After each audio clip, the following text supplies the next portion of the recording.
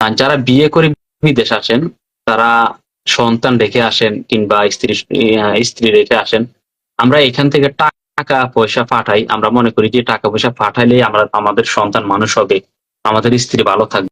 আসলে এই ভালো থাকা ভালো না। সকল কিছুর একটা লিমিট আছে, সকল কিছুর একটা সীমাবদ্ধতা আছে। আমার পরিচিত একজন ভাইয়ের ঘটনা যদি বলি, উনি ওনার আমি সম্ভবত গত লাইভে কথাটা বলছি কিনা আমার খেয়াল নেই, মনে হয় বলছি, আবার বলতেছি। আমার পরিচিত এক ভাই বিদেশ করতেছে, তো ওনার সাথে অনেকদিন কথা হয় না, হঠাৎ করে কথা হয়েছে। অনেক বিষয়ে কথা বলতে বলতে ওনার ওয়াইফ সম্পর্কে বলতে গিয়ে উনি ওনার ওয়াইফের খুব মানে প্রশংসা করছে।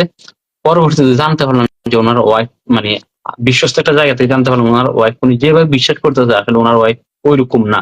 ওনার ওয়াইফ ফেসবুক চালায়, টিকটক করে, টিকটক চালায়।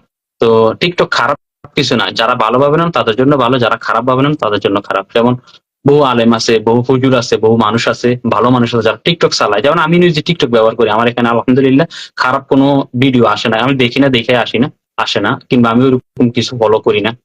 তো বেশিরভাগ ক্ষেত্রে টিকটক খারাপ জায়গায় ব্যবহার করা হয়, গান বাজনা মানে নাটক সিনেমা এগুলা। আর প্রতিবন্ধী টাইপের তো বিষয়গুলো তো বললে আসলে অনেকের মন খারাপ করে, বিষয়গুলো আর নাই বলি। তো উনি ওনার ওয়াইফকে জানতেছে খুব ভালো মানুষ, ধার্মিক মানুষ। তা আমিও খুব খুশি হলাম, যাক মন থেকে দোয়া করলাম যে আল্লাহ ওনার স্ত্রীকে নেককার আরো পর্দাশীল কিংবা নেককার হওয়ার তৌফিক দান করুক। পরবর্তীতে শুনলাম টিকটক করে, ফেসবুক চালাতে। এই বিষয়গুলা যারা বিদেশ থাকে বউ রেখে বাড়িতে কিংবা সন্তান রেখে বাড়িতে, তারা জানে না যে তাদের স্ত্রী কিভাবে চলতেছে, কিংবা স্ত্রী কখনো কোনো ভুল করলে স্বামীকে বলে না যে আমি এই ভুলটা করে ফেলেছি, কারণ জানে স্বামী এই জিনিসটা সহ্য করতে পারবে না। তো আমরা এত কষ্টের টাকা বাড়িতে পাঠাই, এই টাকাগুলো আমাদের সঠিক কাজে ব্যয় হয় কিনা আমরা বলতে পারি না। আমাদের সন্তানটা মানুষ হচ্ছে কিনা আমরা বলতে পারতেছি না। আমাদের সন্তানটাকে আদৌ মানুষ হবে কিনা সেটাও বলতে পারতেছি না। আপনি আপনার টাকা দিয়ে সন্তানকে ল্যাপটপ কিনে দিচ্ছেন, সন্তানকে হচ্ছে মোবাইল কিনে দিচ্ছেন, এত কষ্ট পরিশ্রমের টাকা দিয়ে।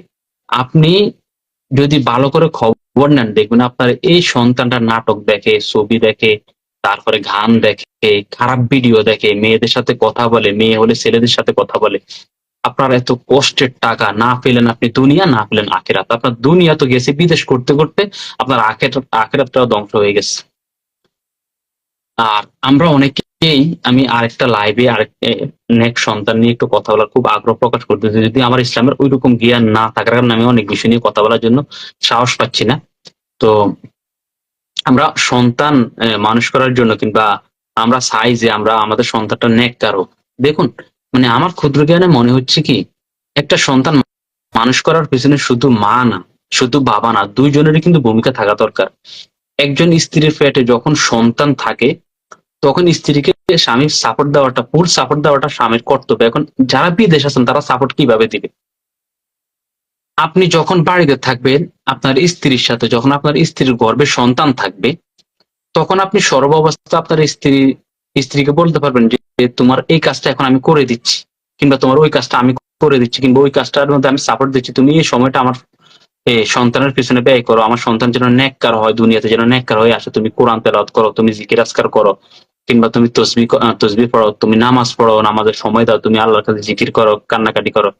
একজন মায়ের গর্ভে যখন সন্তান থাকবে, তখন ওই মা যদি রাসূল সাল্লাল্লাহু আলাইহি ওয়াসাল্লামের জীবনী পড়ে, রাসূল সাল্লাল্লাহু আলাইহি ওয়াসাল্লাম সুন্নত পালন করে, রাসূল সাল্লাল্লাহু আলাইহি ওয়াসাল্লামের সকল এই সুন্নত অনুসরণ করে, আল্লাহ পাকের হুকুম হাকাম গুলো মেনে চলে, ফরজ ইবাদত গুলা ঠিক রাখে, পর্দা করা এগুলা ঠিক রাখে, কিংবা জিকির আজকারে সবসময় থাকে। তো আমি আমার ক্ষুদ্র জ্ঞানে, আমার যেহেতু ইসলামের ওইরকম নলেজ নাই, যেরকম নলেজ থাকলে বিষয়টা সহজভাবে বুঝাতে পারবো। তো আমার ক্ষুদ্র জ্ঞান, আমার কাছে মনে হয় ওই মায়ের গর্ভ থেকে নেককার সন্তান জন্মগ্রহণ করবে। এখন যারা বিদেশ আছে তারা কিভাবে বউকে সময় দিবে, কিভাবে সন্তানকে সাপোর্ট করবে? আমি কোন একটা ভিডিও থেকে, সম্ভবত কোন এক ডাক্তারের ডাক্তার বলছে যে বিষয়টা, যে একটা সন্তানের, সেটা হোক মেয়ে সন্তান কিংবা ছেলে সন্তান, যখন জন্মগ্রহণ করে, জন্মের পর যখন সন্তানটা বড় হয়, তখন বাবার সাথে থাকাটা খুব বেশি গুরুত্বপূর্ণ। বাবার গায়ের গন্ধ, স্নেক নেওয়াটা খুব বেশি, বাবার গায়ের যে স্মেলটা, গন্ধটা, এটা নেওয়াটা ওই সন্তানের জন্য খুব বেশি জরুরি।